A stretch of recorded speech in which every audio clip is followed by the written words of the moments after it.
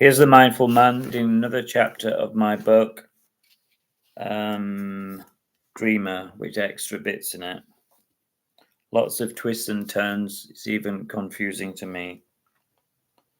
Once again, he opened his eyes to survey his surroundings, and they were very different. At first, all he could make out was that he was in some kind of container. He climbed on one of the crates and looked through. He could see the flash of wheat fields blowing as they sped by, and houses and farms appeared briefly. Jack piled up the sacks of potatoes and he decided to use them for a seat.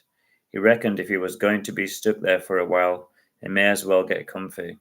It was better than lying on the dusty, dank floor, and he needed something to take his mind off his cramped quarters. Jack kept looking through the window. It's much better than TV, he thought. You never know what's going to come next. He watched people working the land, and a small boy ran through the fields, hollering at the train and trying to keep up. Chug, chug, chug went the train, and he was beginning to enjoy it. He watched cows in the fields being lazy and horses stamping their feet and throwing their manes around dramatically. A kite hung in the sky as if it was observing him, and he wished that he could grab the string and pull it along.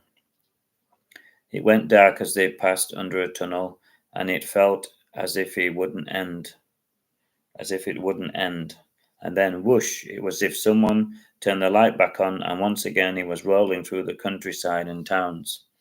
Occasionally the train stopped and he could hear the noise of commuters climbing aboard.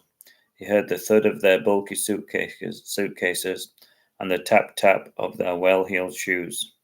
His imagination conjured up images of the people's faces and dress, and he felt as real as an oil painting.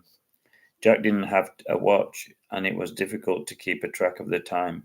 He was sure it was still early in the morning, as the sun was coating everything in a sleepy, honey-like haze.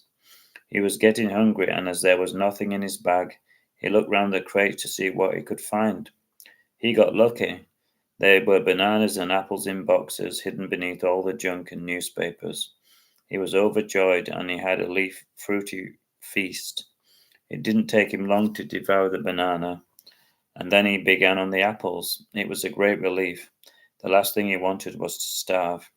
On and on the train went, rattling away, and Jack watched the changes in the sky. 1 minute it... Oh dear, 1 minute it's something. Oh dear. I'll have to come back to that because I've lost my page. Hope you enjoyed that section. Please sub me.